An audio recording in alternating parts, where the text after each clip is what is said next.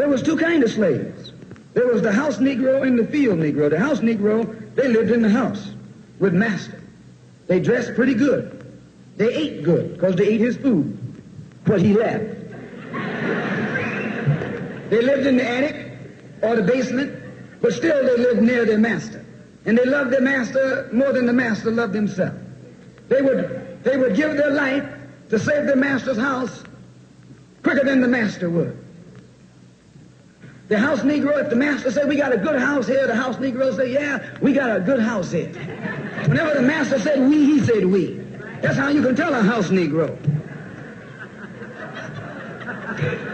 If the master's house caught on fire, the house Negro would fight harder to put the blaze out than the master would.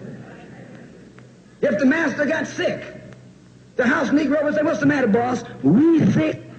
We sick.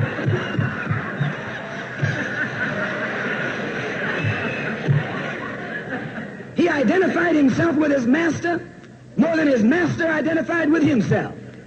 And if you came to the house Negro and said, let's run away, let's escape, let's separate, that house Negro would look at you and say, man, you crazy.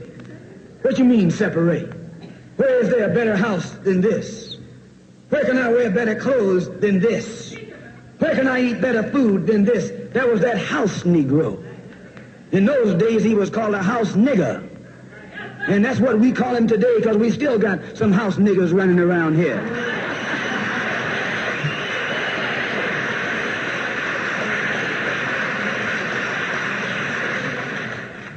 This modern house Negro loves his master.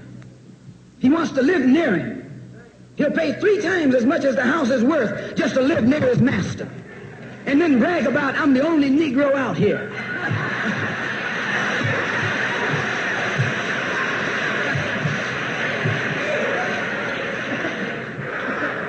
I'm the only one on my job. I'm the only one in this school. You're nothing but a house Negro. And if someone come to you right now and say, let's separate, you say the same thing that the house Negro said on the plantation. What you mean separate? From America? This good white man? Where you going to get a better job than you get here? I mean, this is what you say. I ain't left nothing in Africa. That's what you say. Why, you left your mind in Africa.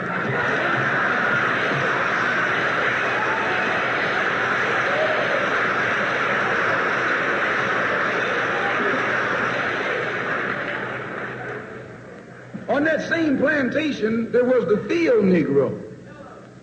The field Negro, those were the masses. There was always more Negroes in the field than there was Negroes in the house. The Negro in the field caught hell. He ate leftovers. In the house, they ate high up on the hull. The Negro in the field didn't get nothing but what was left of the insides of the hull. They call them chitlins nowadays.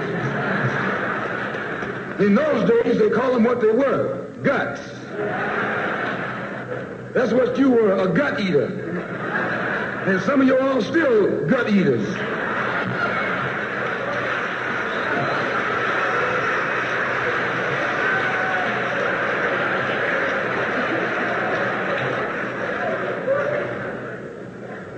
The field Negro was beaten from morning till night. He lived in a shack, in a hut. He wore cast-off clothes. And he hated his master. I say he hated his master. He was intelligent. That house Negro loved his master. But that field Negro, remember, they were in the majority.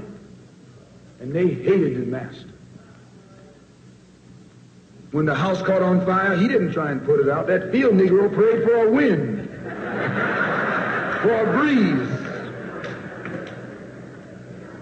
When the master got sick, the field Negro prayed that he died.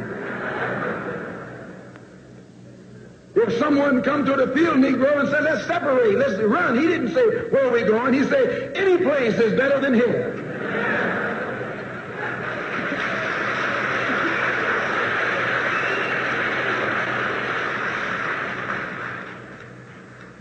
You got field Negroes in America today.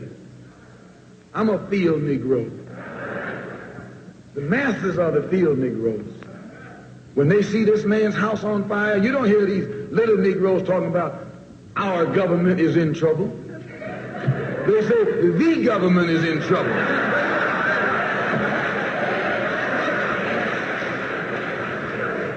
Imagine a Negro, our government.